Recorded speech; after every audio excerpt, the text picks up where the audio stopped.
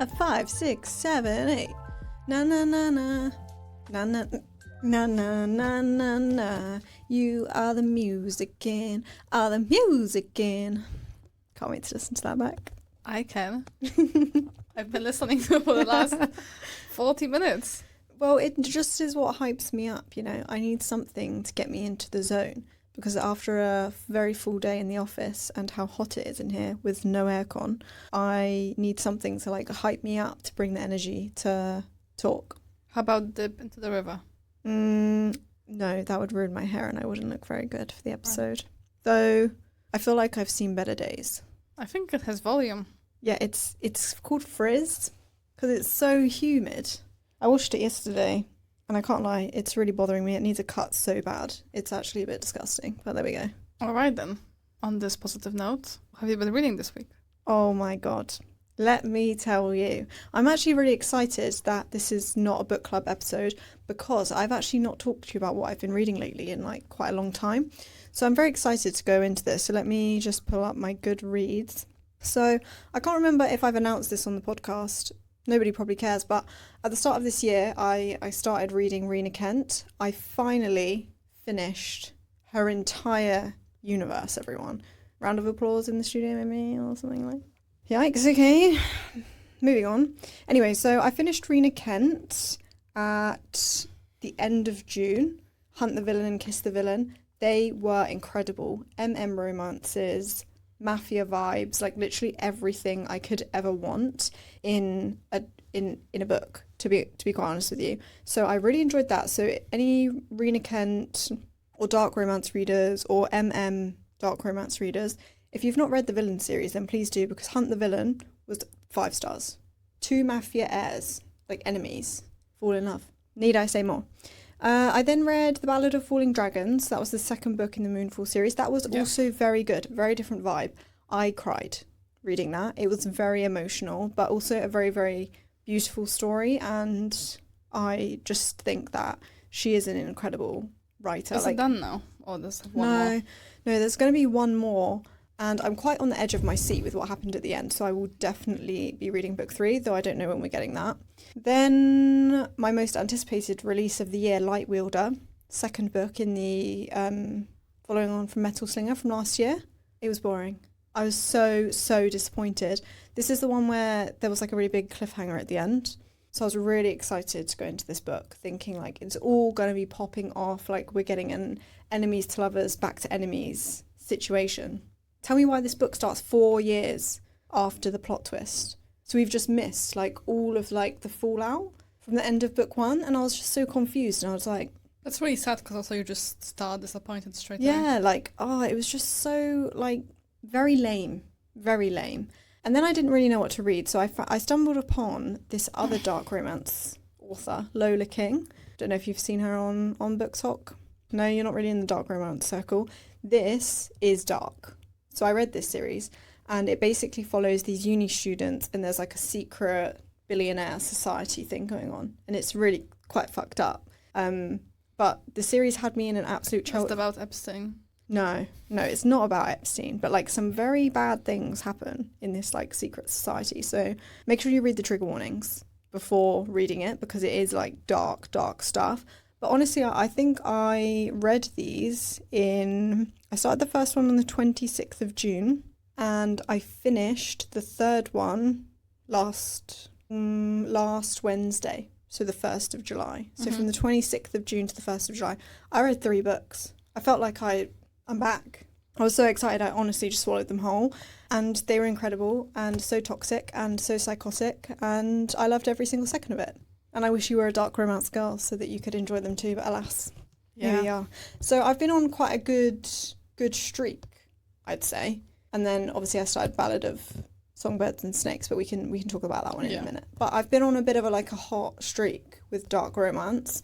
You got over a slump. Yeah, I did get over my slump, but now I feel like I'm heading back into a slump again. I really have these like highs and lows with reading. Like I swallowed those books whole in the span of like 4 days, and now I'm like struggling to get through a book again. What are you reading now? The Ballad of Songbirds and Snakes. But yeah, I feel like I'm back, and I'm about to start reading Tempting Venom by Rena Kent that literally came out a few days ago. And that's the one I bought with you at Waterstones. I got the sprayed edge edition, guys, and it's absolutely stunning.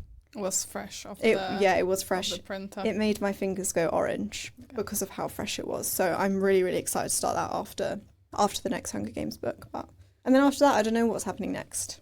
I fear for myself and where we go. But well, we have the Open Era, which is our next book club book. Yes, yeah. Have you started that yet? No.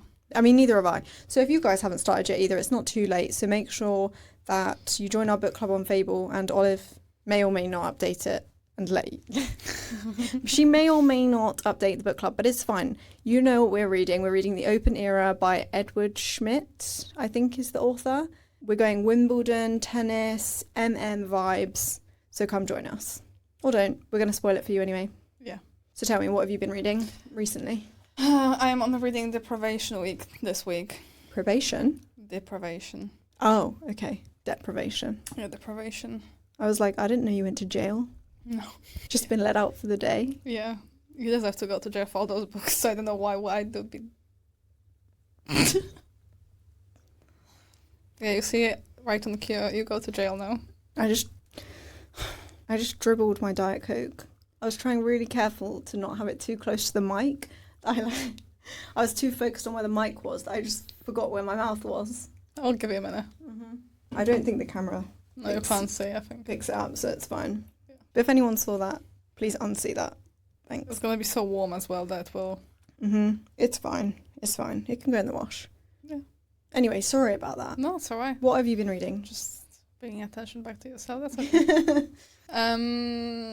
What have I been reading? So I'm doing research for one of our future episodes, which will be about summer romance. So I am all over Emily Henry, who writes a lot of summer romances.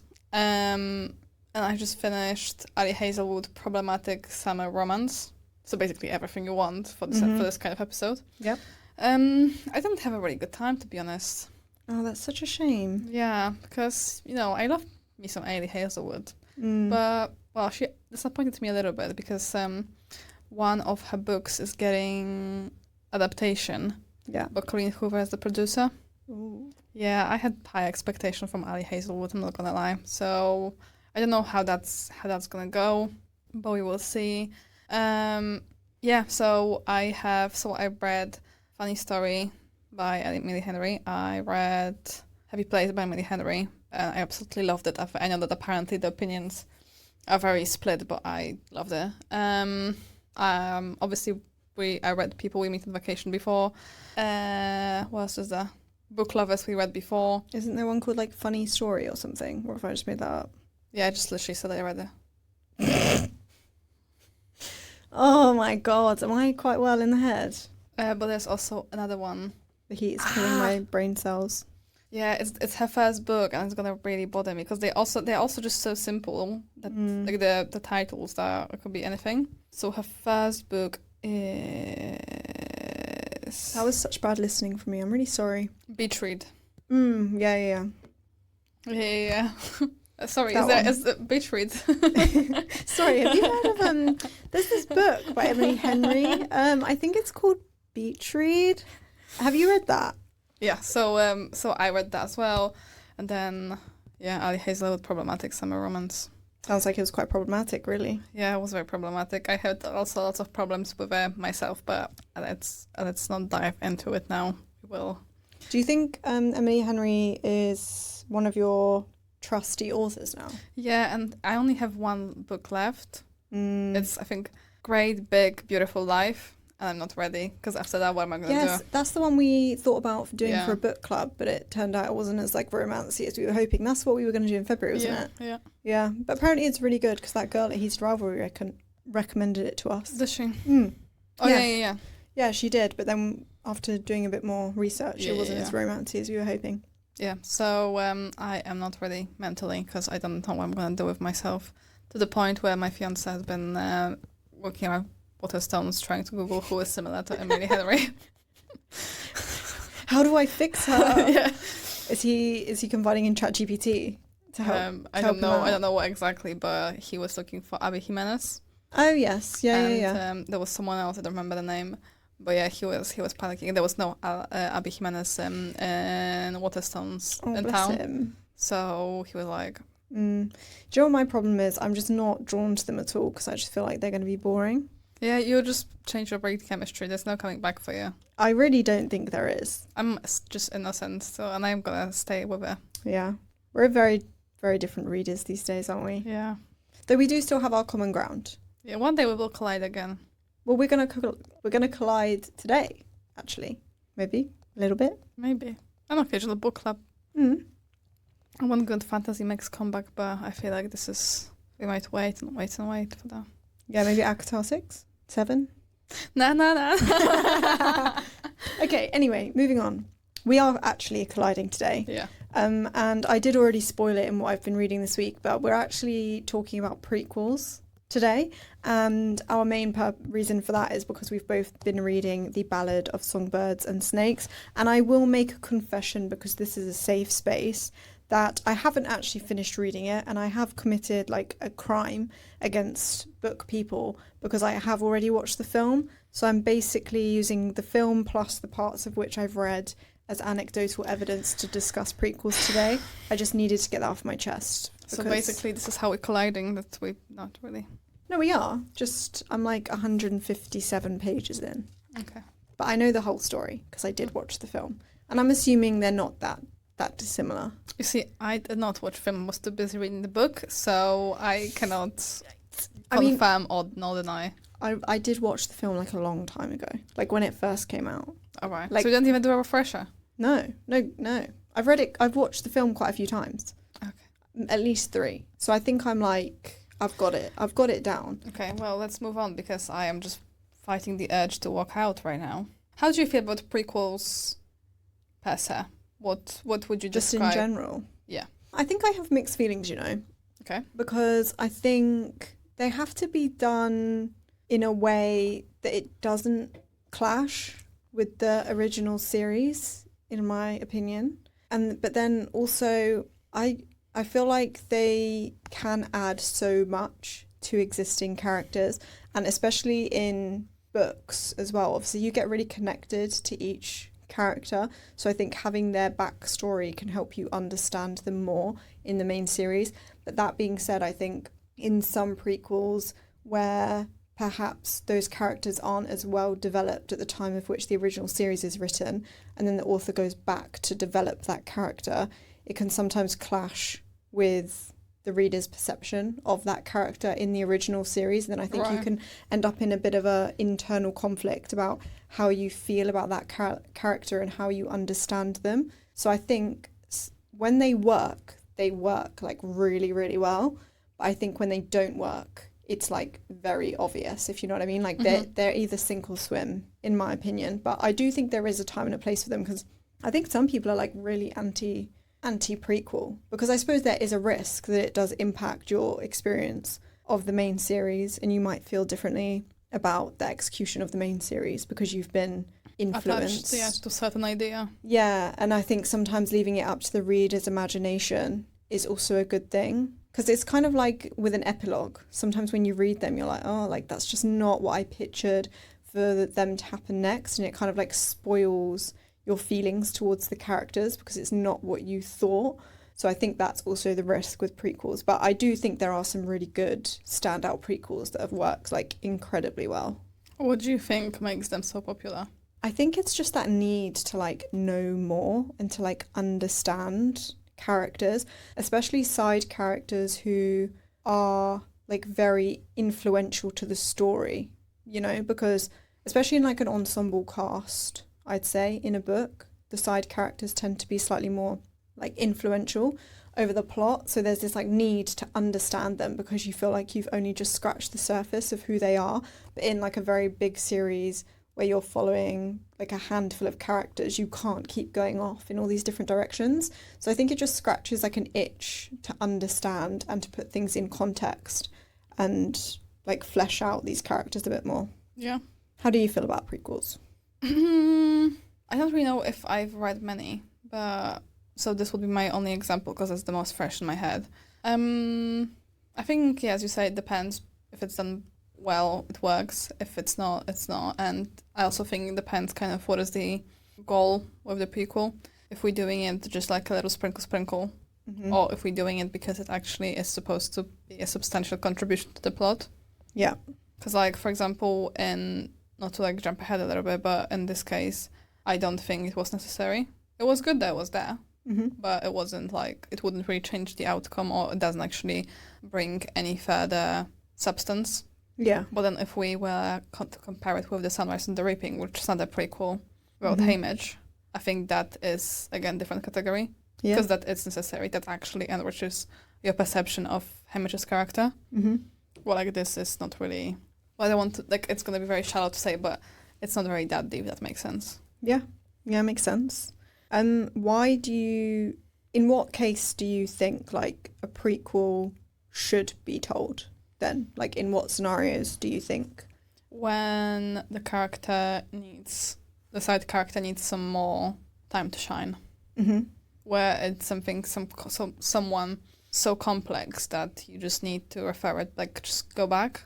But I think it depends on the author, really, and like how those characters are constructed. Because if you just throw a character in the story somewhere and you just use them as a tool to get the main character to a certain outcome, it's different where, like, if you create them, that they are very, like, fleshy in your head, and like it's kind of like NPCs a little bit in The Sims. I am going there. That it's you do have all those, like, families that they have their own bio and stuff, but then you have some that just don't even live in the world and just pass. Yeah. So I think this is surprisingly good metaphor with that.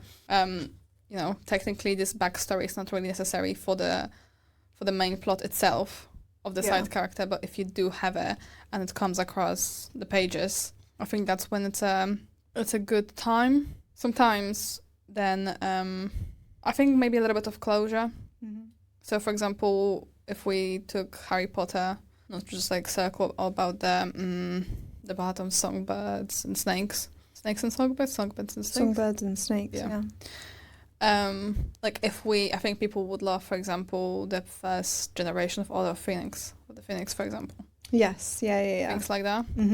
Yeah. So I think it can provide you additional context, even if in the main story, like, dip your toes, you might want more. Yeah. So I think that's what makes them work, if there's actually, like, a need for them. Yeah. Do you think it could devalue the main story, though? Like, do you think there's a line of how many prequels you can kind of put out there and how much overlap you can have between stories? Because I'm just thinking of that example you gave. Obviously, Harry Potter does have a prequel with Fantastic Beasts, but there's, like, barely any overlap in those stories. The only overlap is just that one, the characters, but the plot itself. Yeah.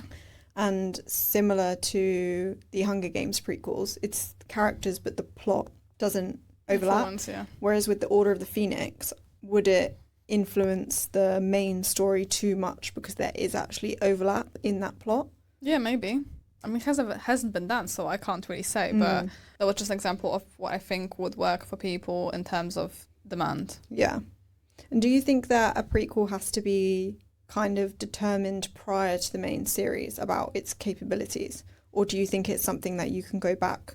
Like, so for example, when with Harry Potter, for example, that world was, like, very fleshed out before the story was written. So I think, I'm happy to be corrected, but J.K. Rowling already knew, like, everything that had happened before she wrote it in the world. So when she was going back to write it, obviously you have to fill in details, but she already knew that story. Do you think that has to be necessary? Or do you think it is possible to go back and write a story that doesn't actually exist when you originally write the main scene? No, I think that's what makes prequel work, when there is enough flesh to start with.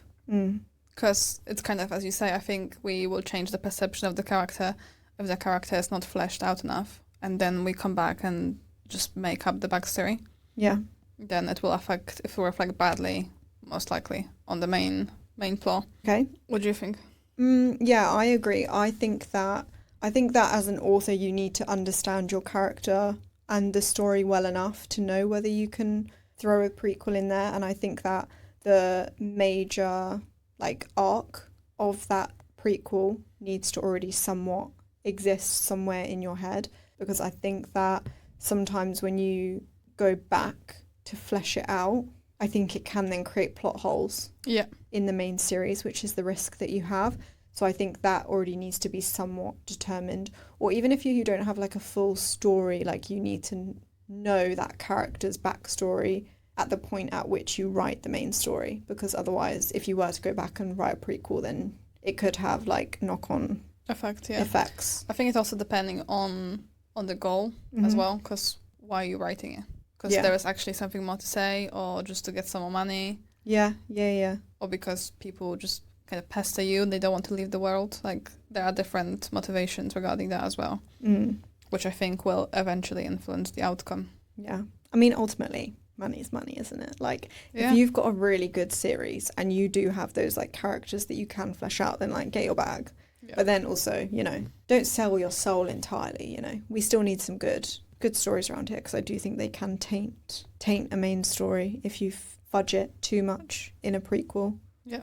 Okay, on that, what do you think are, outside of writing the prequel, like, retrospectively, what do you think are the other kind of traps of writing a prequel, if there are any? Well, you definitely have to know your world from the main series inside out.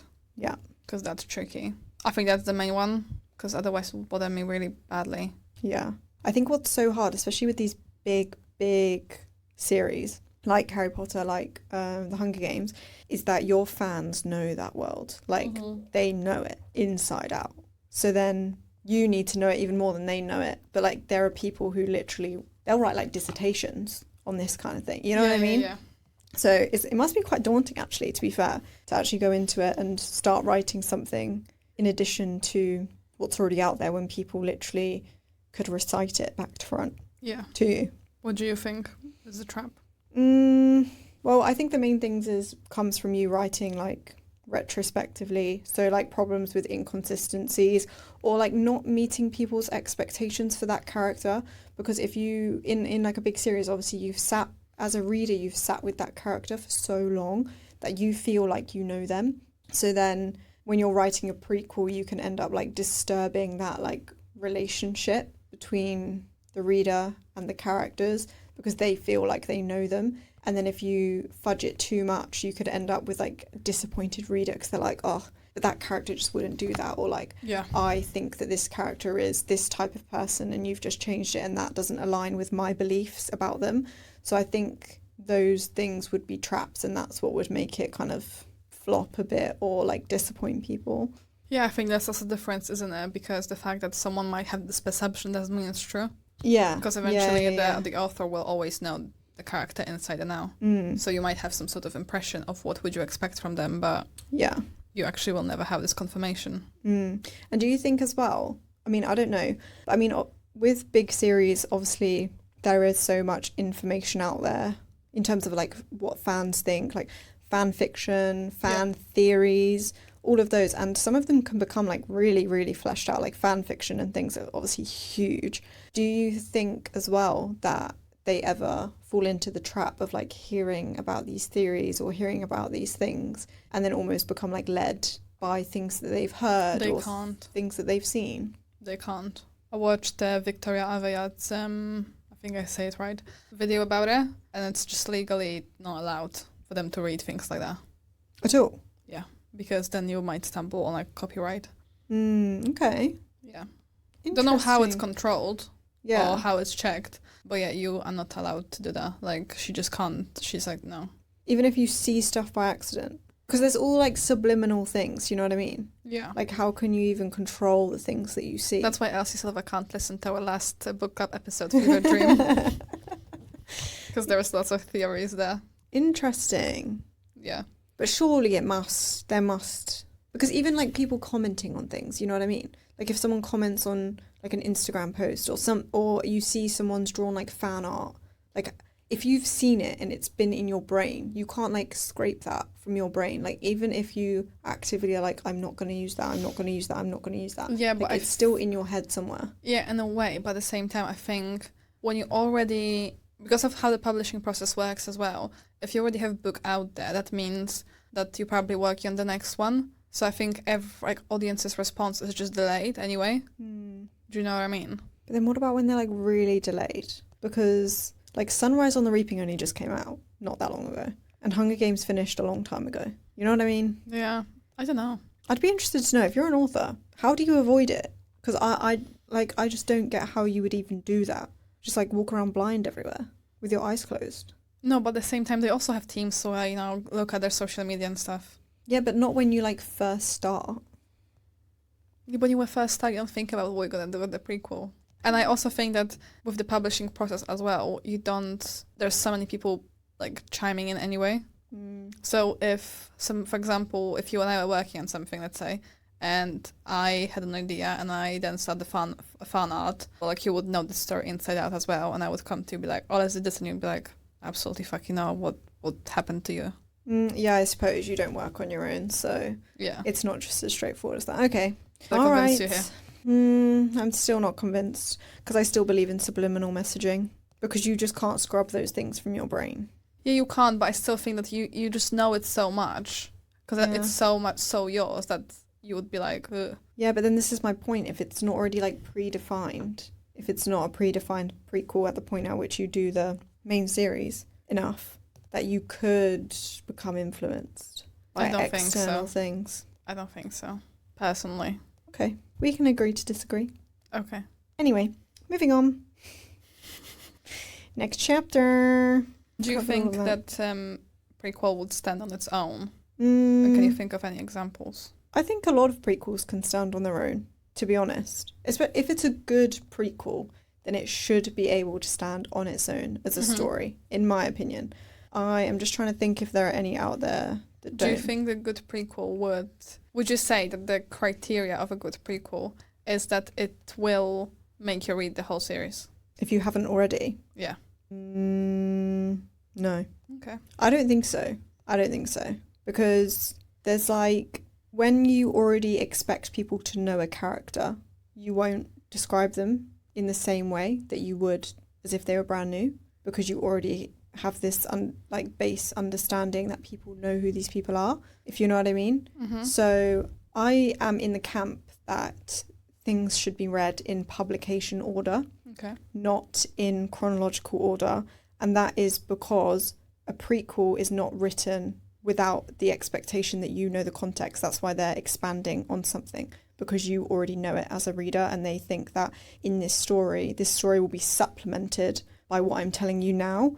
It's not designed in a way to be a part of the series. Otherwise, it would be part of the series from the start. So for me, I think, no, it wouldn't necessarily make you read the rest of the series. I think it can, but they're not designed to do that. They're designed to be supplementary. So I don't think it's necessary. Like for example, if you read Ballad of Songbirds and Snakes and decided the rest of the Hunger Games isn't for you, I don't think that makes the Ballad of Songbirds and Snakes a bad prequel. I just think that's not its purpose. That's not why it's been written, and that's not the style in which it's been written. So that's my opinion, and I don't think I would read things in chronological order for the most part. So like, for example, Throne of Glass on TikTok, there are so many arguments about what order to read it in and whether you should read the prequel first.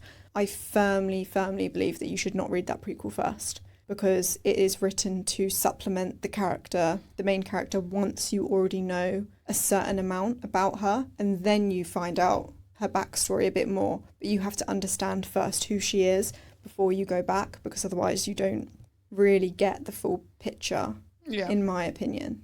But that's just me. What do you think? Yeah, I agree. I am also the camp. Obviously, myself, I read Hunger Games first and then the prequel. So in publication order, but I was just curious because, like, for example, if someone just stumbles upon, let's say that they lived under a rock and they stumbled upon prequel first. Do you know what I mean? Yeah. I just think, especially for the Hunger Games, I just don't think the Ballad of Songbirds and Snakes is not as impactful of a story on its own. Yeah. The impact of the Ballad of Songbirds and Snakes is on your perception of Snow as a character in the other books. It's to make you understand him better and to make you understand like his personal issue with Katniss as a character better, and like make you realise that so this is why he's like, because he like hates her, and obviously she's a victor and whatever, but like he doesn't hate anyone else the way he hates her. Yeah. So then understanding his backstory makes you realize like why he triggers her so much. Yeah. And his story alone, I don't think is what the impact is for.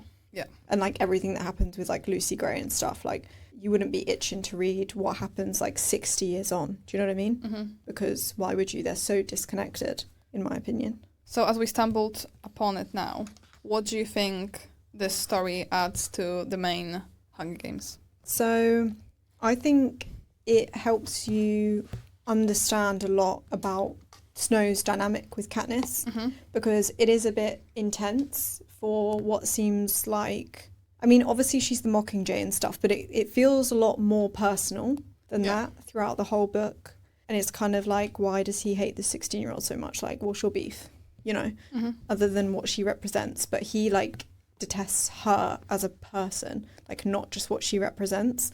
So I think it's so good at making you understand why he feels that way and like what has led him to be this awful character and awful to her.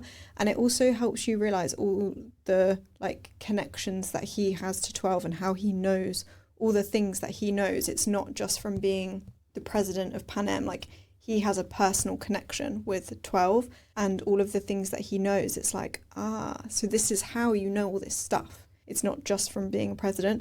So I think that that's kind of the main thing. And it's obviously it's his origin story to becoming a villain and how that happened. Do you think that it was necessary?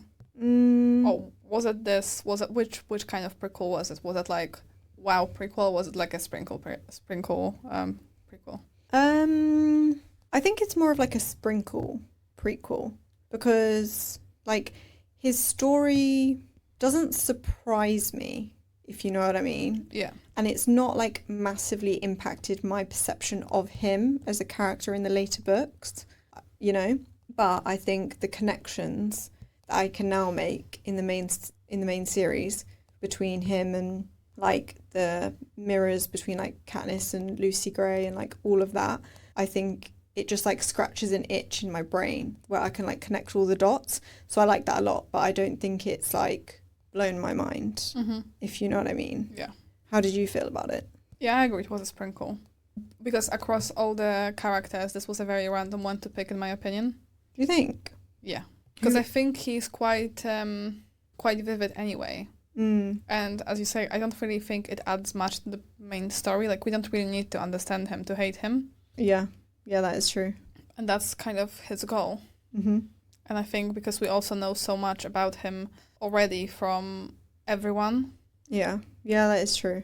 And like the thing is that he actually believes what he says. It's not just that he's evil. He just thinks that what he does is necessary. And that was already coming across from the main Hunger Games, which it obviously becomes a big point in the book when he is being assigned all this homework to explain what was good about war, why do we need war, why do we need this and that, and like this is the beginning of his indoctrination.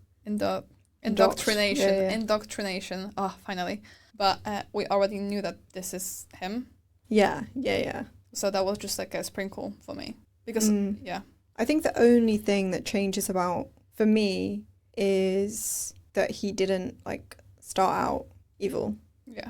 Do you think it humanizes him a little bit? A little bit, yeah. Because I think he is probably one of the best villains of, like, all time. Like, in literature, in like movies and things like that. He is a very, very good villain. And I think it does humanize him a little bit, especially knowing his backstory with his parents and what happened to them, and then what's going on with him in the capital, in that he's kind of having to hide the fact that they're like really poor and stuff, and he's like ashamed. And obviously that's very similar to obviously how the districts feel and how the districts are treated compared to the capital citizens. So it does humanise him a bit, and it makes you not understand but kind of understand how he ended up like taking those steps to get pushed like that, to become so like hateful and obviously become who he becomes, which is a bit annoying because now when I'm watching it, I'm like, oh, I understand now how we got from A to Z, you know? Whereas before I was just like, nah, you're just grade A villain, like through and through. What do you think is better? If he was raised in corruption or the fact that he became corrupted himself? I mean, it makes more sense that he became corrupted. That makes sense. And also it aligns more, I think, with the whole what Hunger Games is trying to represent. Yeah. And like the overall message of the Hunger Games is essentially about how there kind of is no good and evil, and everyone becomes corrupted to their own aims and what they believe is right, and people will do bad things in pursuit of what they believe to be right, and that's what Snow does. Mm-hmm. So it makes complete sense for him to have started out and become like more poisoned as time went on. If he was like through and through just evil for evil's sake, that kind of goes against what the Hunger Games is all about and the message of the entire series, in my opinion. Anything that surprised you reading it while you knew the main story about this book? I think what surprised me the most was just how open he was to like form a bond with Lucy Gray. Like, I just think my perception of him and the fact he'd been almost like not shunned, but he felt like he was kind of shunned from the capital because he had to hide like what was actually going on in his life and obviously had no support from anyone. The fact that he was able to like form a connection with her surprised me quite a lot, because I thought he'd be a lot more like bitter and cold and things like how he is in the later series. So I think that's what surprised me the most. Mm-hmm. And that he really like stuck up for her and like helped her and things. And like, granted, I know it was partly selfish, but I do believe in that book he did actually care for her. Yeah. And like in his own messed up way. Yeah. Did he surprise you? I mean, the book surprised me itself because the way the Hunger Games looked like. And this is kind of, we touched on it when we talked about the adaptation. There's a couple episodes back if you're interested, because we talked about the previous 3 as well. So when we discussed the adaptations before and the first book, we talked about how the games were, in the movie, how everyone was just presented as evil, where in the books, they were actually rooting for them and they were very much like concerned. Yeah. And it wasn't just throwing in lion's den. It was actually lots of preparation and actually setting them up to give them the best chance possible. And obviously in this prequel, this is the beginning of it. When they start to having mentors, they're treated much, much worse. So I think that surprised me, that like, and this actually disappointed me a little as well. I know it was mostly about Snow, but I would like to see kind of Hunger Games across the decades. Do you know what I mean? Yeah. Like what actually happened. So obviously we know that we can think that mostly it's about increasing the popularity of Hunger Games, but how they came to be so big that everyone has to watch them. So that surprised me. And also what surprised me is that the kids themselves didn't want them. And that they were very, very open about it. Yeah. That it was just stupid and didn't lead to anything. Yeah. But I suppose that's what's so interesting about his character, because it kind of, obviously he makes some decent contributions in the class towards the Hunger Games himself. So I suppose this Hunger Games is like the first domino of like making the Hunger Games what it is. Yeah. Because of his influence. Yeah. And then you can kind of see how when he comes back to the capital and is more like powerful and stuff, how that like is a domino effect off the back of that 10th. It was the 10th, right? Yeah. Off the back of the 10th Hunger Games. Because then also I think that's like the turning point where obviously the people who are around during the 10th Hunger Games were alive during the war. So they, at this point, are like, this has been going on for 10 years. Like, the war ended. Like, you know what I mean? They can make the connection between the actual war and the Hunger Games. Whereas by the time you get to Katniss's Hunger Games, like a lot of those people most of them wouldn't have been alive during the war. So it can become more of this like propaganda of like, oh, this war was this, that, and the other, because no one is actually there to like dispute your claim. So it does kind of make sense how that became like a a domino effect, like I suppose like the butterfly effect from that 10th Hunger Games, of him starting to really put in effort into making it what it is. And then that leans into kind of the whole like propaganda and everything, all those themes within the Hunger Games later on. Yeah, I think it's mostly what then led to the split. Because like another thing why they had some nice sympathy, I think, is because they were not that much different. Yeah. Because obviously we have this girl who was eating her like servant's leg, for example. Mm-hmm. So that's why also they can sympathize a little bit more. Yeah. Where then this, over the decades moving forward, this difference was just, the gap was just bigger and bigger. So there was some resentment. Yeah. So I think that's something he did not include in his calculations. Yeah. Yeah, that is very true. And also like the mentors are basically the same age.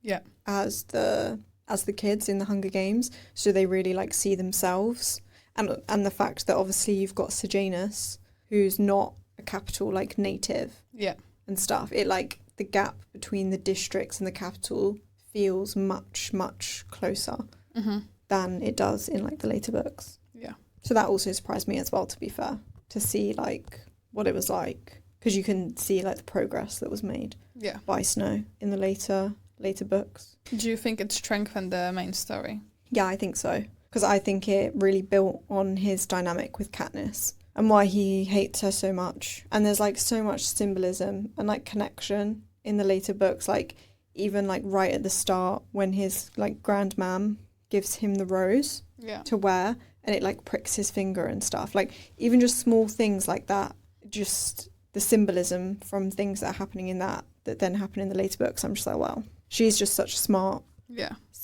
woman with all of her writing. So I did enjoy that, like unpicking all of those things within the book. Yeah, fair enough. Do you not think it does? For me, it was like a sprinkle. As I said, like I don't think it was interesting for sure. And I don't regret, and I don't think it's a bad book, but I don't think it led into that many conclusions. I think it maybe just also made me want more, because for me, the ending of this book was quite anticlimactic. Yeah. And you kind of know what's coming, but at the same time, it just seems like he switches so suddenly, but there is nothing, there's no trigger. That is like, he's ready to run away with her, and he finds the guns, and he's like, yeah, nah, even though he was kind of seemed to come to terms. Yeah. Maybe it's also because it's third person, so we don't really know everything, because obviously he still tries to like, he does bad things, he tries to excuse them, but he deep down knows they are bad and they are messed up. Yeah. So I don't know. I think what was interesting for me is that I think he saw Katniss in himself. Yeah. Because she was charismatic, she was also underprivileged, but then she came to this richness very quickly and she got so much popularity. And I think that was scary because then she had resource to actually take him down. Yeah. And he knew what to do to stop this, and he saw that she was going the different direction, so she was kind of this growing force that was opposite to him. Yeah. So that was quite interesting. What did you think about Lucy Gray, out of curiosity? Just in general, like not necessarily in like a prequel sense, but just as a character. She was weird. She was making me uneasy. I didn't trust her, I must say. She was too airy, but I think that was the point. Like she's supposed to be this like wispy thing that you can't quite catch. Yeah. But to be honest, so I thought, this was my prediction, I thought that he will snap because she actually will cheat on him or something. Oh, really? Yeah. Or like she would not like cheat on him because cheat on him, but I thought she might be the rebel. Yeah.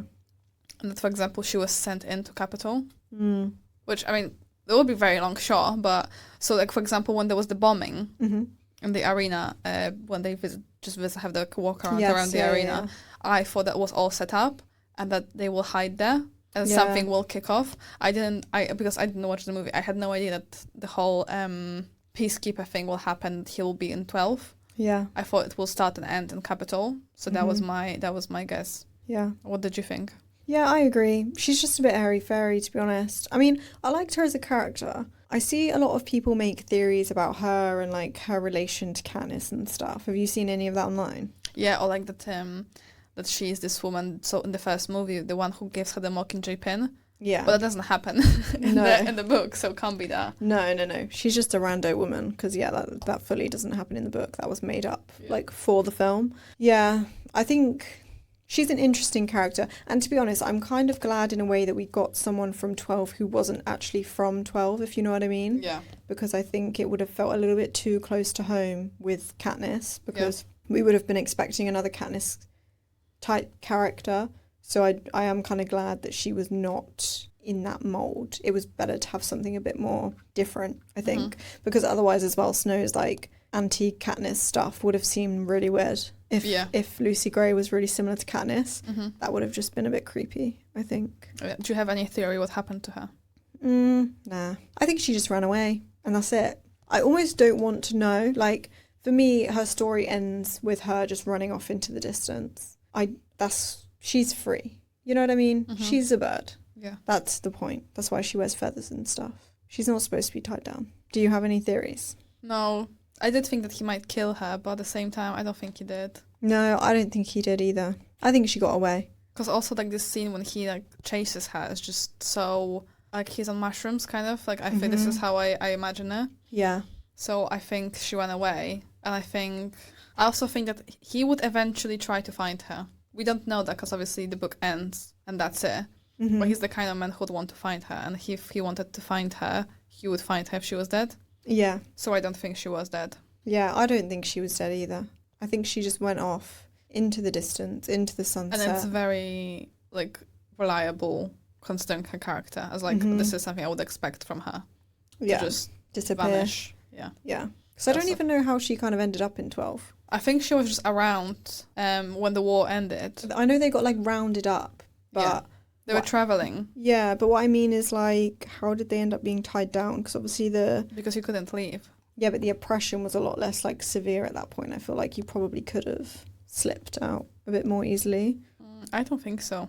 It was easier, but at the same time, maybe it was easier 10 years in, but it wasn't 10 years before. Yeah, I suppose. And then kind of stuck. But yeah, I'm quite happy thinking that she just went off into the sunset. Yeah. And she just forgot about him and forgot about the games. She just moved on. And she probably went to 13, realistically, because there was nowhere else to go where he wouldn't find her. But yeah. Yeah, that is true. No, I thought she was she is not at all what I was expecting. And I was very pleasantly surprised by her, I think. She was a very good addition, I think, for what the story needed. Yeah.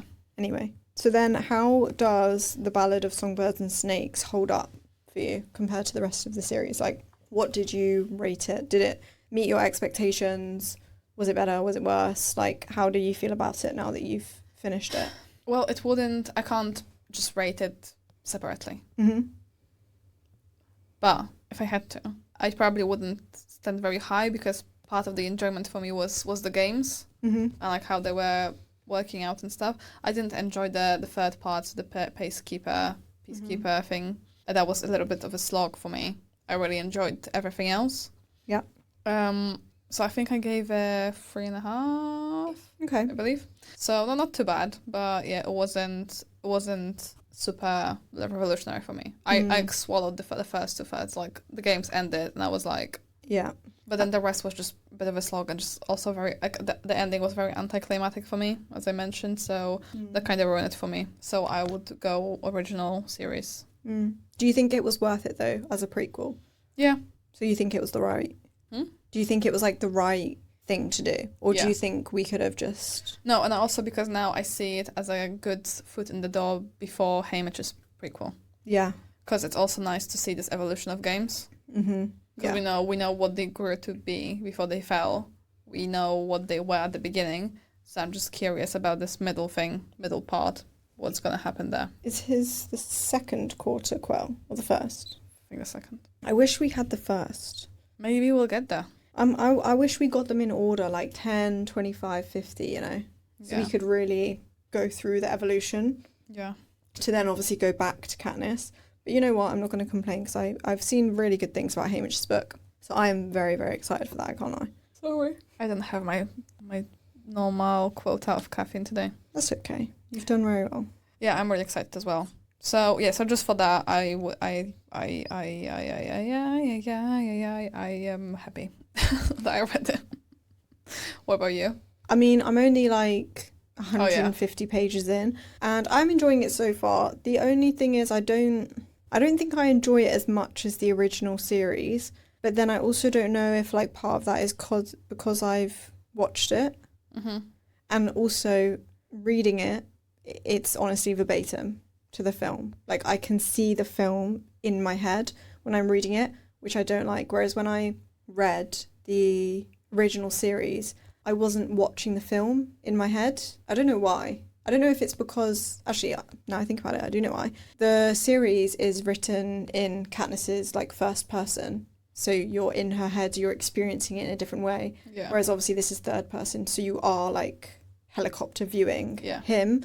So I just feel like I'm reading and watching the film in my head, which kind of takes away from some of my enjoyment, because I'm like, ugh, I can't like do this myself, if you know what I mean. Yeah. So that's kind of a shame. But I do think that the story, like having watched the film, I do think the story is like a very good addition to the series. And I think it was a very job well done. I don't think that there is anything that I would like change about it. I don't think, and like nothing disappointed me. Yeah. I don't think, like even the ending for me doesn't disappoint me, because I also think that if we got too much of snow from that point forwards, that would interfere with the snow that everyone knows in the later Hunger Games books. So I'm kind of not mad that the author has kind of left that a little bit to our imagination of how he got there. What do you mean? As in like the progression from 10 to Katniss. Oh, right. As in if the ending continued on for longer and we saw more of his transition,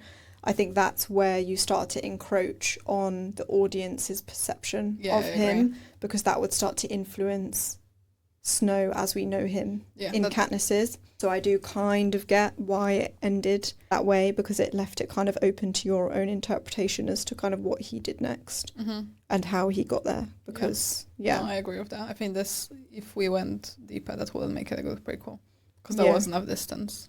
Yeah, which I also think is why we probably jump forward to Haymitch and we miss out some of that. Yeah. So that you can still make the connections in your own way of how because he's too far gone by then. Yeah, exactly. So I think it's almost better to leave him to your imagination, because I think the things that you imagine him doing, from the little bits we get from Finnick when he's like telling secrets and things, I think the stuff that plant seeds for in your imagination is so powerful that it's like nothing that the author can put in there would live up to your expectations of how cruel and how evil he is. Yeah. Because everyone has different ideas of like evil. So those are my thoughts, my food for thought. I would ask you for your rating, but well. Yeah. I'm going to guess I will probably end up quite similar to you. Okay. I know it's not 5 stars. I can normally tell within like the first 100 pages whether it's 5-star. So I would say I will probably land somewhere between 3 and 4. Okay. Based on my current experience. So stay tuned and find out. All right then. What are we talking about next week? That's a book club, isn't it? It's not. It's your holiday episode. Oh, right. I'm ready. I'm locked and loaded, as we know. Yeah, you're already like researched up to the nines. Yeah. I probably need to do some. Although, to be fair, I think I added a few contributions, but I actually can't remember them because I read them so long ago. So I might have to do like Operation Reread just to like get me back up to scratch on like the holiday vibes. But then I'm also concerned that my new like dark romance thing is basically going to make me reread them and think like, oh, you know, like, oh, this is boring. Like, how did I like this? Well, I'm glad that everyone is excited then. Yeah. I'm really excited. I just don't want to taint books I've already read. Do you know what I mean? Yeah. So I might need to try and find some new ones, but I think... But there's some dark romance that's on holiday. There must be.